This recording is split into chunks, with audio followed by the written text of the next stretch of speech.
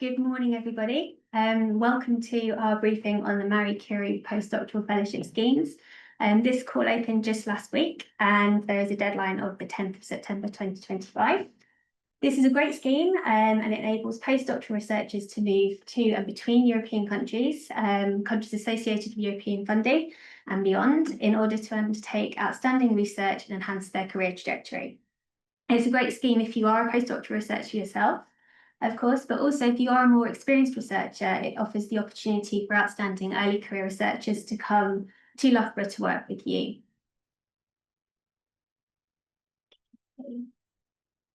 So just to give you a bit of a session overview, it's going to be a bit of a whistle-stop overview of the scheme, but there's plenty of available guidance on the European websites, and I'll include a link later on so you can go and find that yourself afterwards. I strongly recommend you go and have a look there as well. Today we're going to cover an overview and aims of the scheme. We're going to look at eligibility and then the suitability of the applying researcher, the supervisor and the institution. I'm also going to talk about secondments versus non-academic placements because these are an element of the scheme which quite often cause some confusion. I'm going to give a very brief overview of the application form, and then my colleague Susan Harris is going to talk about budgets and practicalities of the scheme.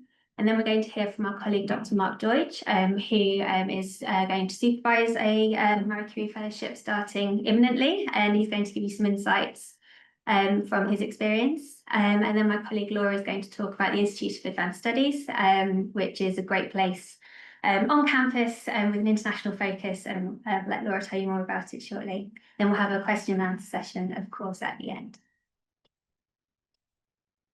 Okay, so first of all, I just wanted to situate the scheme within the wider funding landscape. The scheme is funded through the Horizon Europe programme, which is a big research programme funded by the European Union. Member states and associated countries are able to apply to the programme, and I'm very pleased to say that the UK is finally one of the latter.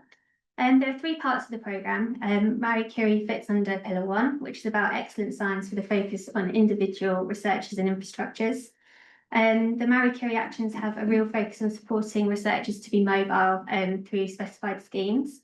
As you can see, Pillar 2 is more about collaborative science, then Pillar 3 is more about innovation. So these are the Marie Curie actions as a whole. You'll probably recognise a few of the schemes, particularly perhaps the doctoral networks and the staff exchanges. And the postdoctoral fellowship schemes is just one of the 5 schemes, and we're going to talk about that one today. So these are fellowships which enable researchers holding a PhD who are wishing to undertake some physical mobility in their career to either move to or between European member states or Horizon Europe associated countries for one part of the scheme, or also non-associated third country as well, in order to undertake an original and personalised research and innovation project. The objective of the scheme is to improve researchers' employability and career prospects within academia and beyond, with a strong focus on interdisciplinary and intersectoral experience. So applications are made jointly by the researchers themselves and the beneficiary, so in our case, the university, within the academic or non-academic sector, and they must be established in a member state or Horizon Europe associated country. So key features of the scheme, which apply across all of the actions that we just looked at, but are really important to bear in mind when considering an application to the postdoctoral fellowship scheme and its development. So training is really important for this scheme, and remember that you want to improve career prospects. So the development of the fellow is fundamental as you're putting together the application, and you need to pull together a convincing training programme as well as research programme. The scheme is open to all research areas, and it's very much a bottom-up basis. It's not a specified or targeted call, and it's also open to all stages of research across technology readiness levels. The scheme aims at mobility not just in terms of location, in terms of physically moving countries, but also across disciplines and sectors as well. And it really aims at enhancing skills.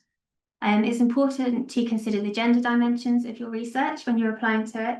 And they also like impact, so think about dissemination and public engagement as well when you're putting together your research plan. So looking specifically at the postdoctoral fellowship schemes, there are actually 2 branches of the scheme.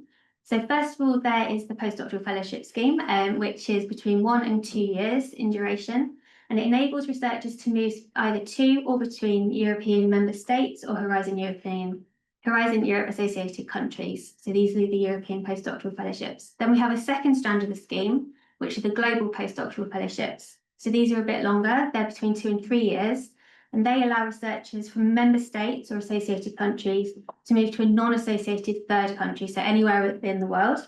And this is 2 phases. So there's an initial outgoing phase, which is between 1 to 2 years, and that's to the third country. And then you come back again. So there's a mandatory 12-month return phase to the beneficiary located within the European member state or associated country. So that would be back to Loughborough if you were going away. You'd be coming back to Loughborough if you're looking to apply here. So the associated partner for that outgoing phase does need to provide a letter of commitment for the application, which needs to be submitted, confirming their precise role and their active participation in the project. So in terms of eligibility, for the postdoctoral fellowship scheme, the candidate needs to hold a PhD or have successfully defended their doctoral thesis before the call deadline. So that's the 10th of September for this call. The successful defence must be unconditional, so there can't be any further requirements to do amendments or corrections, and everything has to have been addressed. To underscore the aim of facilitating mobility through the scheme, the researcher can't have resided or carried out their main activity, so whether this is work or studying, in the country of the institution they are applying to for more than 12 months in the 36 months immediately prior to the call deadline. They're open to researchers from any nationality, and candidates can have no more than 8 years of research experience from the PhD award date. So this 8 years can be extended in days for certain circumstances, including maternity leave. So in that case, they give you an additional 18 months per child, or the exact duration of maternity leave, depending on which is longest. But paternity leave, which is the exact duration per child born after the PhD award date. Extended for if you've undertaken some compulsory national service, or if you spent some time not working in research. Also, if you've taken long-term sick leave, so over 30 days, and if you've taken research in a non-associated third country, and this only applies to nationals or long-term residents of the member state or associated country wishing to reintegrate into Europe. So they do have quite a handy tool on the website where you can go in and input your specific circumstances, and it gives you an idea as to what additional time you might be able to claim to that 8 years if applicable. For the global fellowships, it's very similar to the postdoctoral fellowships, and the main differences are that the researcher can't have resided or carried out their main activity within the country of the organisation during the outgoing phase. So when you go out for 2 years to the country beyond Europe, and it is only open to nationals or long-term residents of member states or associated countries. But otherwise, it's the same eligibility-wise. So thinking about applying to the scheme, you might be looking to apply yourself, or you might have people who are approaching you and asking if they can apply with you to come to Loughborough. There are a few things that you could be thinking about and considering whether to determine whether they are suitable for the scheme, or maybe whether it might be worth waiting another year or what the right time might be. And so when you're looking at potential candidates, it's important to think about their potential for reaching independence through the fellowship and what they're proposing to do. Would this application come at the right time in their career to support that? Are they able to demonstrate their experience and skills? And how does this look relevant to their career stage? So it's a very competitive scheme. So think about how they might compare to peers from the same sort of career stage. At the assessment stage, track records will be assessed compared to others at the same stage within the same discipline and sector. So they try and compare like with like. Think also about the future career prospects of the researcher and how will the fellowship enable them to get there. You need to make sure that they have not only scientific but also training goals, that they're being really tactical in what they're looking to do, and that it is going to support their development and not just the research. And you also need to think about the fit, like whether they really fit to the host team and yourself and your own work and Loughborough as well. And also with this fellowship, it's important to think about not only what they will get, but what they're bringing to you, to your wider team and to the institution. What skills might they be bringing that we don't have already, that you don't already have, and how would that benefit our research culture, our environment, and benefit basically. So if you're looking at supporting this scheme as a supervisor, it does take some time and some effort, as Mark will be telling us shortly. Just to highlight just certain key things that are important to consider if you're looking at supervising one of these. So the appropriate level of supervision to include does depend on the career stage of both parties who are applying, and also the needs of the project. So you need to show that it's been really carefully thought out, it's fit for purpose, and the supervision that you're giving, and it's planned and tailored to the application that you're putting forward. The best proposals are constructed where the supervisor has an active role in developing them, and that's commented frequently with the scheme. Like every single briefing event I've been to, whenever you hear assessors talk, they always say you can tell when a supervisor has been involved actively in the application. And this is particularly important because the supervisors are the link to the institution. They have that insider knowledge and they know what there is here, or wherever you're applying, and they're able to advise on things like training opportunities and facilities and things like that. Also think about what the relationship will work like day to day when the fellow is actually here and in practice, and explain this in proposal. And that's quite an important thing for you to think yourself in terms of your workload and your ongoing commitments. The application can be built on an existing collaborative relationship, but if this is the case, you need to justify it in the application. So what added benefit will doing a 2-year fellowship bring to both the researcher and the supervisor? If the supervisor is perhaps less experienced, then highlight any mentorship or support that they themselves have. Remember, complementarity is really important, so you need to show why the supervisor is the best person. If perhaps they are slightly more junior, then you can consider bringing in other members to a mentoring team. So additional individuals can also take on a co-supervisor role or a mentor role for the applicant while they're undertaking their fellowship. The supervisor does need to be committed and involved for the full duration of the fellowship. So this is likely to be 2 years, and it needs to be really convincing in the application that this is the case and convince evaluators. There are some guidelines around what they're looking for in terms of supervision. I've put a link on the slide and we will share the slide, so it's worth checking that out in advance. And then thinking about whether Loughborough is the right place for this person to come and do their fellowship. It's really important to think whether we're the right place if they're applying here, or if you're looking to go somewhere else, why is that the right place for you? Is there a strong fit? So this is not only in terms of whether the host has the necessary skills and experience to help meet the objectives, but also things like equipment and facilities too. Look beyond the potential supervisor. What about within the department and on an institutional level? This is really important as well to show that it's a good fit. You also need to think about how the fellow will be integrated into the institution if they come to us. We don't want them to just sit in an office for 2 years doing their research. We want to see how they're going to work with other people. And it's also really important that the institution's aware of the submission. So that will involve talking to people in school to make sure that they're supportive, and also with colleagues in Rio so that we're supporting the application as well. It's really important that you work closely with potential applicants, or if you're going somewhere with your potential supervisors, so that expectations are set and any surprises are avoided during the fellowship if it's successful. So just to go very quickly through the application form, it's quite detailed, so I don't have time to do a thorough dig through here, but there is a lot of information available online. Just in brief, there are 2 parts of the form. Part A is administrative and part B is the main bit, and there are 2 parts to that. It's a narrative and it's where you really talk about what you want to do. So part B1 is the main proposal, and it's where you put in the information about the research and training that you're going to undertake and how you're going to deliver them.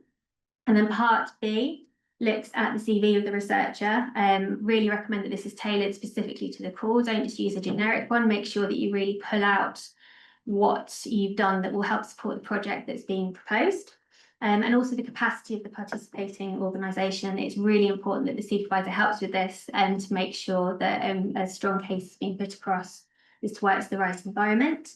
And then it also has some space for additional information where there isn't enough space in part A for things like ethics and security screening. And then there's also a section on environmental considerations in light of the Green Charter. They are very strict in terms of the formatting of these documents. There is a set font and margins and everything that's really strictly adhered to. You need to make sure that the application is absolutely on spot with what's being asked. Part B1, there is a page limit of 10 pages. Anything over 10 pages will not be read. They just won't share it with the assessors. There aren't any page limits on B2, but as you'll see when you go online, it's very structured. It gives you good sections that you need to fill in, and just make sure you're following that in line with what the scheme are asking for. So just some key things to think about as proposals are being developed and applications being put together. These are things that assessors will be looking at. So not just the research, but also the training plans, as I've mentioned. Thinking about any potential gender dimensions of your research. They really like open science and open science practices, so thinking about how you might be sharing results. Similarly with dissemination, etc. And I've also already mentioned public engagement and impact. The quality of the supervision and the relationship with the supervisor is also really important, and the integration within wider teams. Okay, I just wanted to share this this picture because I really like the image in terms of thinking about research and training on an equal footing. It is really easy to get super excited by the research and just forget the training, but it is so fundamental to this scheme and what it's looking to do. So I think when you're looking at developing a proposal, make sure that alongside those research questions that you'll be putting together, you also have the training needs. And as you can see, it kind of suggests that you have objectives for both. And that way they're really integrated into the wider programme and what you're looking to do, and not just an add-on at the end. Okay, and I'm very briefly going to talk through secondments and non-academic placements, which are something that the scheme really encourages, but you're not going to be penalised if you don't have them. However, they are quite confusing and we tend to get quite a few questions on them. So both of these options are aimed at enhancing mobility, which is in line with the scheme aims. And if included, they need to be in line with what the project's looking to do and its objectives, and add significant value and or impact to the proposal and the project. So if you're including one of these, the organisations where you'll be hosted or the fellow will be hosted needs to provide supervision, and assessors will assess the relevance and added values if they are included. So this could affect the final score. If they're not included, as I said, you're not going to be penalised.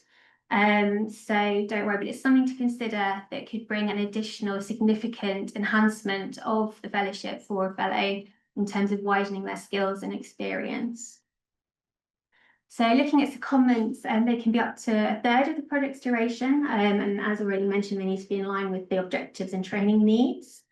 So they do encourage people to move sectors for the secondment, and this could be anywhere in the world. Secondments do need to be planned in advance and talked about in the proposal, but they don't extend the duration of the fellowship, so that the secondment will take place within the 2 years or the 3 years that the fellowship is going to last for. And then expenses for them are covered in the standard budget, which Susan's going to talk about in a minute. As you can see for the European Fellowship, they can take place any time during the fellowship, but for the Global Fellowship, they have to take place in the outgoing phase. So non-academic placements, in contrast, are up to 6 months, and they take place at the end of the fellowship. So you do your 2 or 3 years, and then you do the placement afterwards, so it leads straight on for it. And they have to be in a member state or associated country, and as the name suggests, they can only be within the non-academic sector. As the duration of the fellowship is extended, the funding will also be extended. And as with secondments, they must have added value for the project and career development of the researcher. Okay, and these two should not be confused with short research visits. So this is another way of introducing mobility to the scheme. And these short research visits could be things like visits for research, for archival work, for field work, for things like that. They are less formal and structured, so no defined supervisor or duration, and they can take place at any time in your fellowship. They can be planned in advance, but they can also take place ad hoc during the fellowship as the need arises. And they, of course, need to be in line with research and training needs and goals. So for these, the fellowship is not extended, and the costs are covered by the research, training and networking costs that you put in as you apply. And I'm now going to hand over to my colleague Susan, who's going to talk through how costs work in more detail. Good morning. Okay, so I'm going to cover the funding costs. So the beneficiary receives EU funding and it needs to be for the total, you pay it for the total of the full fellowship, which will be a maximum of 24 months. The EU provides support for the recruited researcher in the form of a living allowance, a mobility allowance, and then if applicable, a family allowance or long-term special needs allowance. In addition to that, they'll also receive a research training networking activity and a management and indirect cost. Helen's already pointed out that the call is already open and the closing date is the 10th of September at 4 o'clock UK time. And we expect to see the results in February of 2026. Okay, so I'm just going to give you an example of the funding calculations. So as I've said, they get a living allowance, a mobility allowance, and if they have a partner or children, they would get a family allowance. So on this chart, you can see that the living allowance is a set rate of €5,990, but this is actually corrected by the country correction coefficient factor. So on my workings here, you've got the 5,990 times the number of months, which in this case is 24, by the CCC factor, and that will give us how many euros they would be getting for their living allowance. The mobility allowance is just 710 euros per month that they're working on the project, and the family allowance, if they do have one, would be 660 euros per month. So what we do then is these are added up, and we have to make sure, sorry, I think I'm pulling ahead of myself actually. The network and training money, that is €1,000, and as Helen just explained, that's for the fellow to use during their fellowship. The fellow would have to be paid the full amount of the living, mobility and family allowance, if this is applicable, in euros over the duration of the project. An example we've just looked at, they do have a family they're bringing with them. So they will be paid €236,588 over the duration of the project. This total includes all the salary on costs, such as apprenticeship levy, employment national insurance, employers and USS, and the salary and maximum NI. They actually have a special contract that's worked out by the HR department because it's not on a set salary scale. We set it up as using the exchange rate of 1.2, but at the end of the fellowship, what we have to do is take the average exchange rate between the start and the end of the fellowship and apply that to what we've paid the fellow. If the fellow hasn't been paid the full amount, we then would have to raise an additional payment form to make sure they are paid that full amount that they've been allocated. Obviously, if they overpay, the overpaid would have to get them to return that to the university. So the other costs we talked about, so the research trainer, that's €1,000 per month, and the fellow would use that during the duration of the award. And the management and overhead costs, that's the part that would come to the school at €650 per month.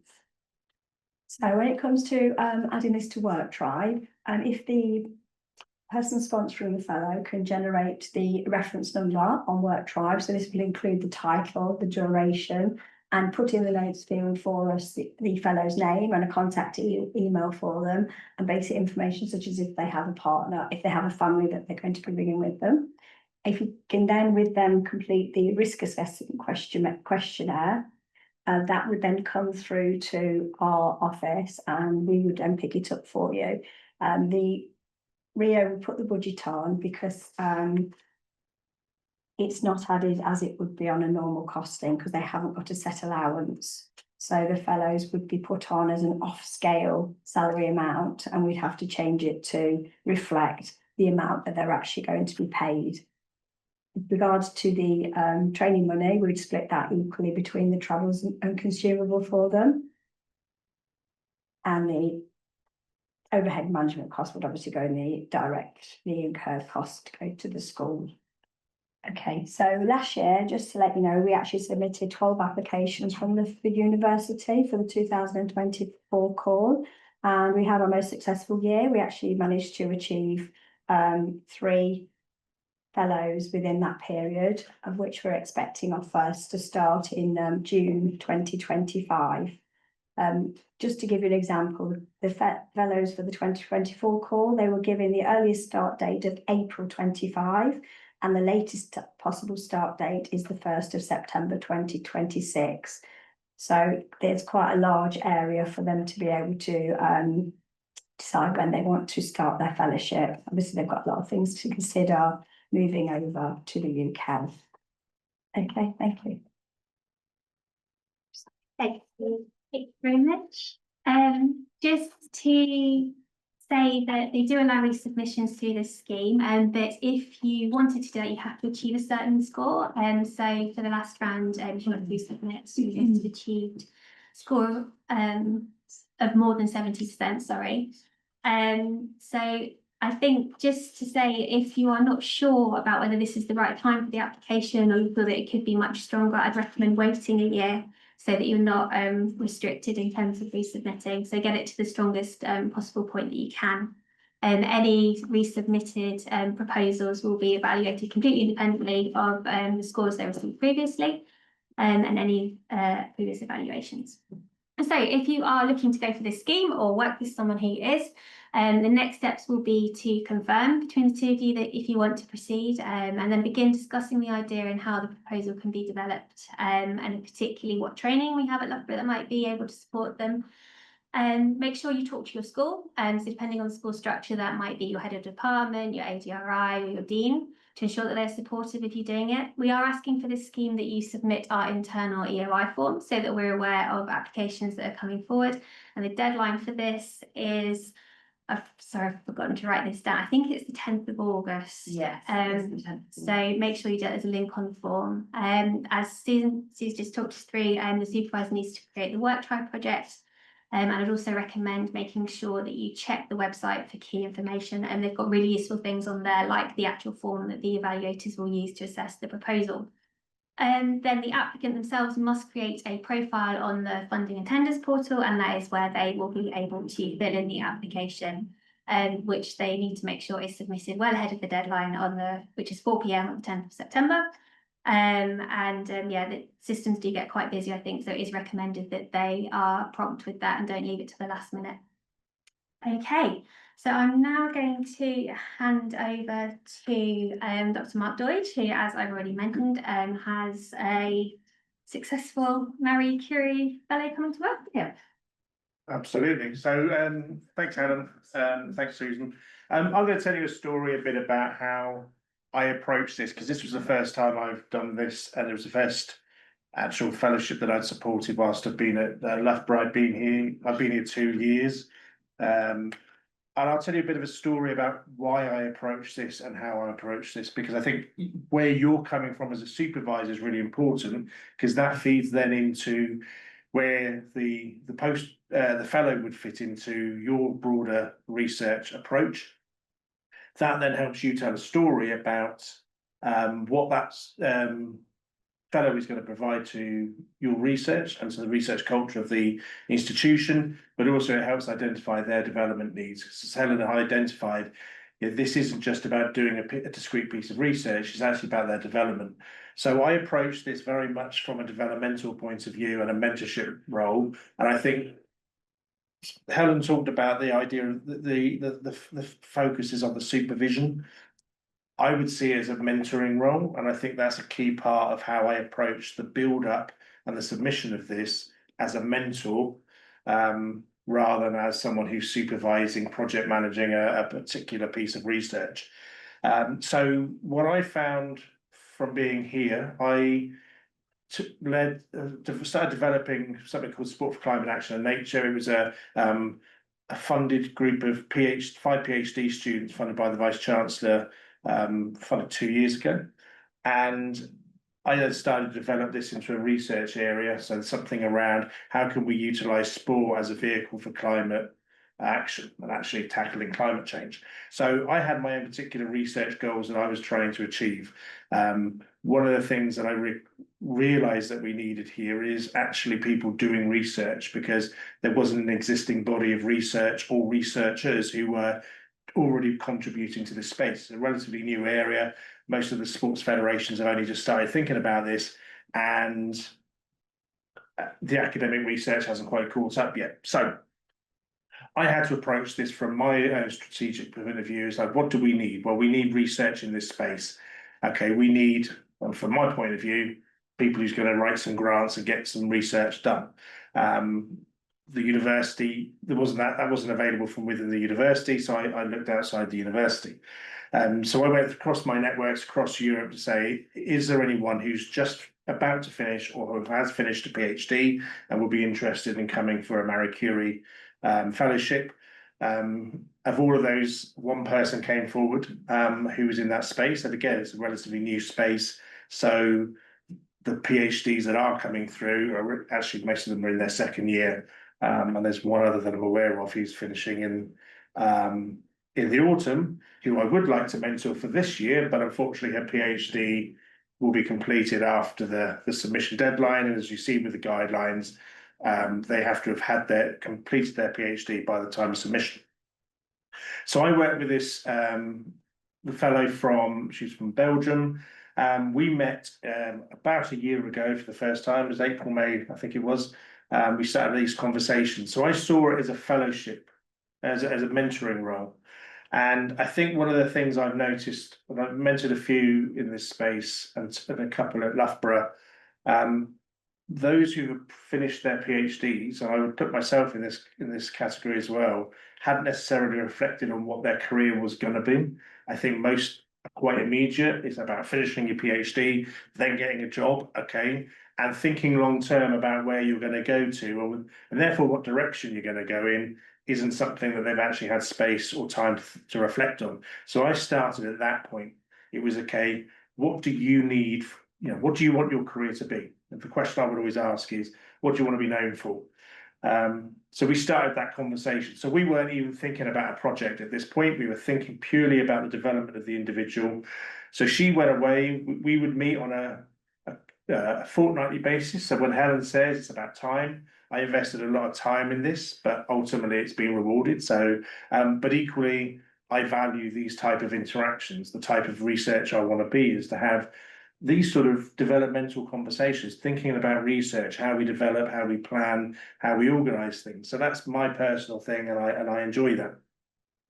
So we started on that basis. What does she want to be known for?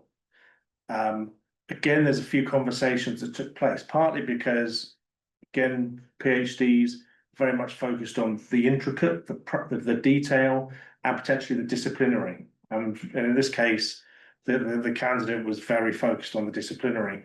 Now, the scheme is supposed to be and is interdisciplinary, so we have to think outside of that box. Often with a PhD, we come down to quite narrow focus, and we've got to step out of that a little bit.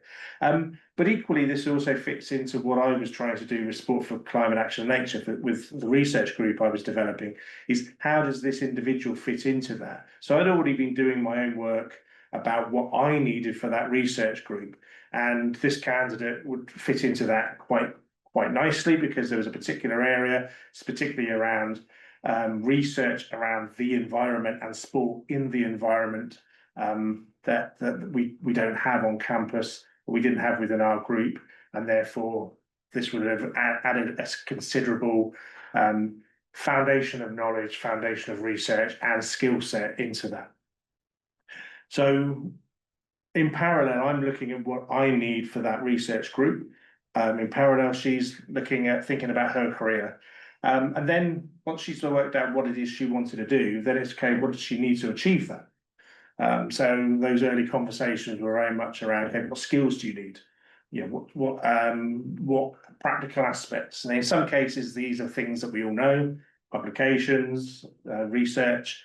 But there was other things that she started to think about. she recognises that she hasn't got, say, public dissemination skills. So we incorporated that into a development plan.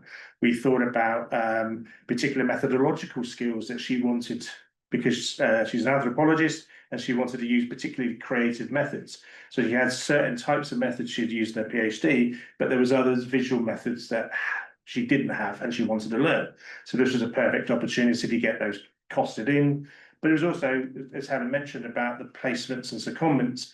She incorporated this into, which she will do next year, is 3 months at Manchester University, who have a visual methods centre. So she's going to spend time there, pick up more skills and engage with there as well. So again, providing her methodological training, skills training, but also is about public dissemination. She recognised that that's something she hasn't got. We have at the in Rio here, I was working with Andy Motch, who's with our team, but the partnerships manager was really helpful in that he helped identify potential project partners that we could use who would be open to working around public dissemination and public engagement. And that sort of co-creation of the project, which is something that she really valued as a career goal and as an aspiration. So this is, piecemeal. So every couple of weeks we're building this up. There's conversations, reflective conversations. And then by this point, it's like, okay, so this is what you want to do. This is where you're going to be. This is the research area you want to lead on in 10 years' time. Now we've got to design the project. So then we started designing the project. What is it that you actually want to do? What's the gap in knowledge? How does this fit into the research culture of the research group that I was leading on? But also, how does this fit into her career? So as you can see, there's a lot of work going on before we've even started thinking about what actually is the research question.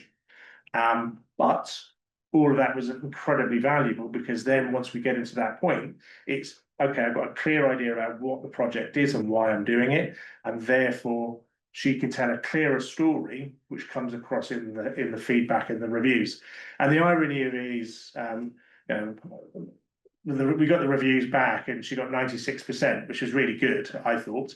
And the one criticism she had is whether the mentor was actually suitable, because I didn't have an expertise in sports and outside sports. And as she said, she wouldn't have got this without me. So you can sort of see how sometimes the reviewers can read things in slightly different ways. However, the relationship that we developed, we met on a regular basis. She would provide me with a piece of writing. I would give it a review. So there was a continuous review process going through as well, which helped streamline it. That also helped her focus on what she actually needed to do. So by the time we got to August, which is when the expressions of interest went in, then we suddenly hit the excellent team that Helen leads, where they were providing the external feedback, which was stepping away from maybe the more intricate sort of academic side, but actually some of the practical side, and using their expertise of seeing these. And well, I can honestly say this, I'm not just saying it because Helen's in the room, but they provided excellent feedback and really constructive feedback, which allowed us to push that a little bit further. So by the end of August, we had a bid, a proposal all ready to go, well ahead of the deadline, partly because we were thinking about holidays and things like that. So we wanted it to be ready. One of the things my fellow was concerned about was there is a huge surge of applications right on the deadline. So they wanted to get it submitted early. And again, so just thinking about that in a timeline. But I think what I would take as key tips is start the conversation early. See this as a developmental opportunity, as a mentoring role. How does the individual see them and their career developing? How does that then fit into your research area and in the institutional research area? These conversations then, they sediment down, they come through in the writing in a way that you can't prepare in a short amount of time. Then there's about having a very clear project. And my goal was always, we have a well-designed project. We applied for Marie Curie. We then applied for a Vice Chancellor's Independent Research Fellowship here. And then we applied for Leverhulme after that. So we had the same project, we just framed it in slightly different ways. So for me, it was about okay, what's the development goals and what's the clear project, and then using that as an opportunity. So all I can say is the research team, Rio, have been excellent. They really supported us. Partnerships team, Helen's team, and the fellows team, and Susan in getting it. One of the things I would give as a final tip is when Susan put on the deadlines, it could start from the 1st of April.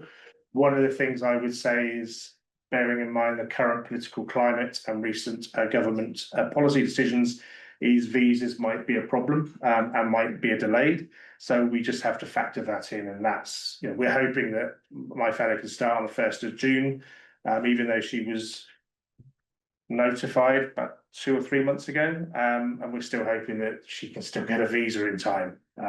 So that's something just to be mindful of. But obviously some of these things we just have to take it as we go forward. But hopefully that gives you a bit of a story about how I approach this, some of the things that you can consider as you do this. But what I would really emphasize is think of this as what is the developmental opportunity for that fellow, and what skills do they need? How does this fit into their career, and how does this fit into your research or research group within the institution? So is it over to Laura now? Lovely, thank you so much for that.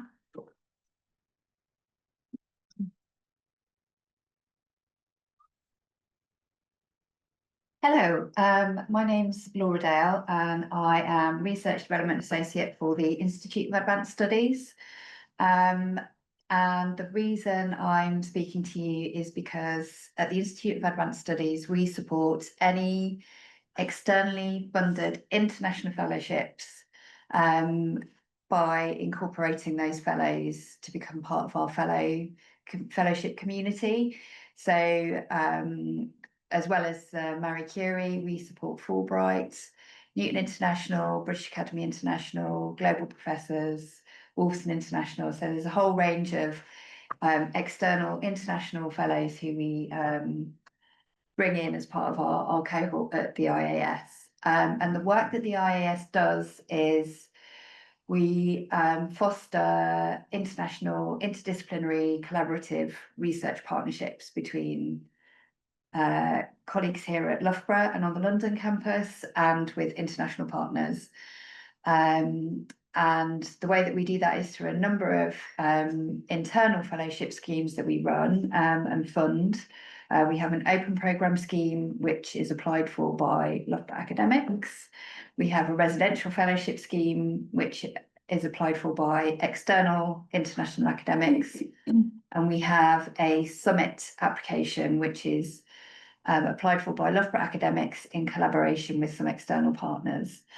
The way that we work with the external international fellows is once we know that they're coming onto campus, we contact hosts or mentors and the fellows themselves to arrange an invitation to come to International House and speak about their research, whether that's in the form of the way that they got their fellowship, whether it's to talk about the research that they're undertaking. Often they will come at the start of a fellowship and talk about their research and then come back 12 months later to give an update on what's happened, what processes have happened. They get invited to all the events that we host at International House, including networking coffee mornings, which just allows them an opportunity to meet the other academics that we have on campus staying with us, and to meet other Loughborough colleagues who they might not necessarily integrate with naturally on campus because of the areas that they're working in. However, we've had some great interactions previously where we've had someone here as a Fulbright fellow who has made contact with somebody that they wouldn't necessarily have made contact with, and they've now gone on to write a paper and receive funding. So there's lots of little organic developments that can take place by having welcoming these external fellows onto campus. They do very much become part of our cohort, and we offer support where we can.